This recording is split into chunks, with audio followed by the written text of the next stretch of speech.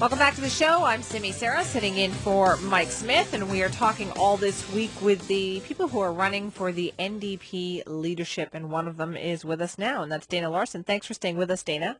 My pleasure. Now, you mentioned your work as a cannabis activist, right, which is what a lot of people focus on. How did you get started in that? Well, as a young man, I got interested in social policy and making the world a better place. And when I looked around, I saw that there wasn't a lot of people working in the cannabis reform field. When I started working on this, there was no medical marijuana available to anybody. Cannabis hemp, and for industrial purposes, was not being grown in Canada. And most people didn't really know about the real facts about the cannabis plant. And over the length of the last 20 years working in this field, now we have a thriving medical cannabis industry across the country. We have farmers who are growing industrial hemp and benefiting from that crop. And I think a majority of Canadians are really more aware around the real issues of cannabis and why the war on this plant is a failure. But aren't you concerned, though, that the way you talk about it so openly, that might result in you perhaps not being taken as seriously as you want on other issues? I think that people are pleased to have a politician who speaks openly and honestly about the issues of the day.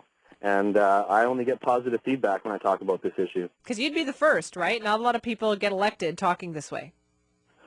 Well, I think being honest and clear about what you believe in is what people are looking for in their politicians. And, certainly Mayor Larry Campbell in Vancouver was also very outspoken about the need to end the war on drugs and legalize marijuana, and he won with a landslide. So I think there is a demand for politicians who will address this issue in a realistic way. I mean, have you always been active when it comes to elections? Well, I've been politically involved my whole life, and I've been an NDPer for 8 years, and I've campaigned and worked within the party in every election campaign since I joined. And so what was it about, was it watching the current government that made you want to get involved in this? What happened? What do you mean in running for the leadership of the party? Yeah, and deciding to sort of raise your profile? Well, I want to bring up issues that I think are important to our party and to the people of our province, and I think that I'm doing that in my campaign, and I'm getting a good response to that. But the things I'm talking about, whether it's cannabis, whether it's electoral reform, whether it's the fair free transit system, I think I'm bringing up issues and ideas that people like to hear, and that's what politics is all about. How would you pay for the free transit system? Well, the fares don't actually generate that much revenue because a lot of the money that the fares generate goes back into the fare collection mechanism. Fare boxes and transit police, checking people's tickets, all that costs quite a bit of money. And ultimately, we're subsidizing car drivers these days. All of us help subsidize car drivers on the road. I'd rather see that subsidy go to people who use public transit instead. When people use public transit, they're not contributing to pollution, they're not contributing to asthma, they don't have car accidents. Public transit is the way to go. Well, I don't think anybody disputes that. I mean, we just saw that during the Olympics, right? People want more public transit, but the question becomes, how do we pay for that? Well, like I said, the fare boxes don't really generate much revenue. In fact, they really just act as a barrier to access. And they're talking about putting in, spending $100 million to build in new gates and barriers at the SkyTrain system. It's probably going to cost a lot more than that at the end of the day if they go forward with it. But I'd rather see that $100 million spent on improving the system itself rather than putting up blocks to keep citizens from using the SkyTrain. But you know what? I think Transit would probably say $100 million is a drop in the bucket compared to what it's going to take for them to expand the system. I met with transit officials, and they had nothing against the idea of getting rid of the fare boxes. They want to make sure they're getting the funding they need. But like I said, transit's already subsidized in our province. The fares only make up a small portion of that, and a lot of the fare money goes back into the fare collection mechanisms itself. And so I think TransLink would be happier getting a commitment of knowing exactly how much money they're going to get each year so they can budget properly. Whenever they raise the fares, as they've done consistently over the past few years, less people ride the SkyTrain, and their revenue doesn't really increase. So the fares are really just acting as a barrier to access and as a real primary source of funding. So would you use a different formula then for giving money to TransLink and transit? I would move our whole transportation focus away from cars and roads and towards rail-based transport and public transportation. This would mean changing the Gateway project, and it would mean really changing the way we do our transportation all across the province. But how would you do that? In what way? Well, rail is the long-term sustainable solution to transit. It might cost a little more in the short term to put those lines down, but in the long term, rail saves us all a lot of money. Having big trucks driving on our roads destroys the roads quite quickly and is very harmful to our road system when big trucks are on them. I want to get those goods off our roads and onto rail, where in the long run it's cheaper, safer and more affordable and more economic to move goods and people that way. And what about the money that the government would receive, say, in gasoline taxes? I mean, that's a lot of money there. Yeah, well, we put that money back into our road system. Plus, anybody who's looking at gasoline and as the long-term solution to transport is sorely mistaken. Gasoline prices are going nowhere but up over the coming years. We need to have a really long-term look at this, at how we do transport in this province, not look over the next 5 or 10 years, but over the next 50 years. And when you do that, when you account it that way, you see that rail is clearly the way to go. Let's talk about electoral reform. You mentioned you'd like to see that. In what way? What shape or form? Well, I talked about a few different things. I think we need to make a referendum system that works in this province. You know, the NDP brought in our current referendum legislation in 1996, but in 15 years, we're only ever going to have one public vote, and that's on the HST. So I think that we could have more than one vote every 15 years. So what I would do is I would lower the threshold of signatures required from 10% to 5% of the population. I would also double the amount of time that people have to gather signatures from 3 months to 6 months. I think those simple changes would ensure that the people of our province can have a direct say in the issues of the day when they feel it's necessary.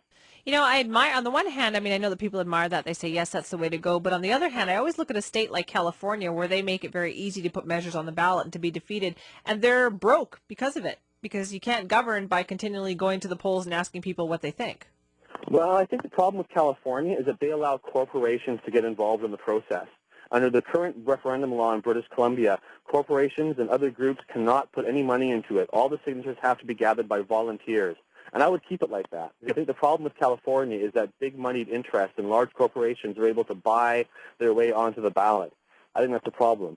But at the same time, democracy is often messy. People aren't always going to vote the way you want them to vote. But when we're electing governments and then that government does the exact opposite of what they promised, I think the people of the province need to have a mechanism where they can have a direct say and overrule their governments when they go off the rails. And I think the proposal I'm putting forward really is about people power and not about corporate power, which is a problem in California. So would you change how MLAs are elected? Were you a supporter of the STV system?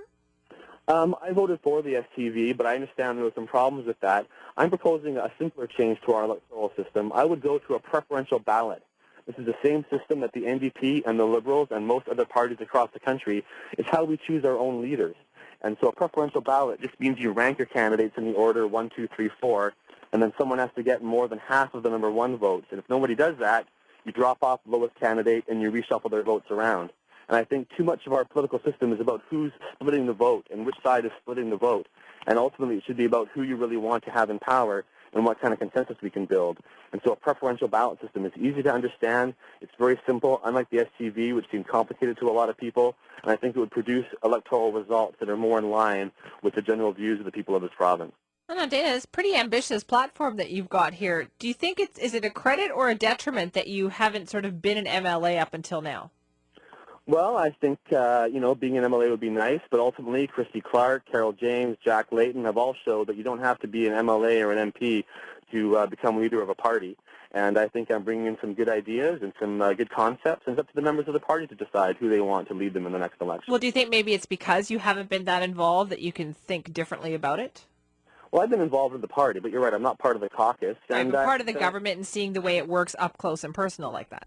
Oh, well, yeah, maybe that's true. I think I got some fresh ideas and a new perspective. But the things I'm talking about aren't really radical ideas, ultimately. I think they're really common sense ideas that will appeal to the grassroots of the province.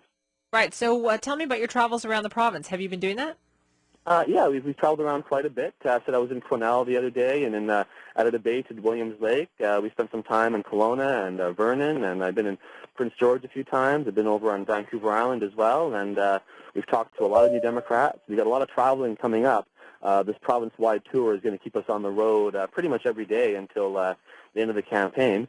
But everywhere I go, people are happy to hear what I say. They're glad to meet me, and I think when they hear me speak, I win people over in every single room. Right. Are you concerned, though, that when people introduce you, a lot of times you get referred to as the cannabis activist or the pot activist, and you clearly want to be known for more than that?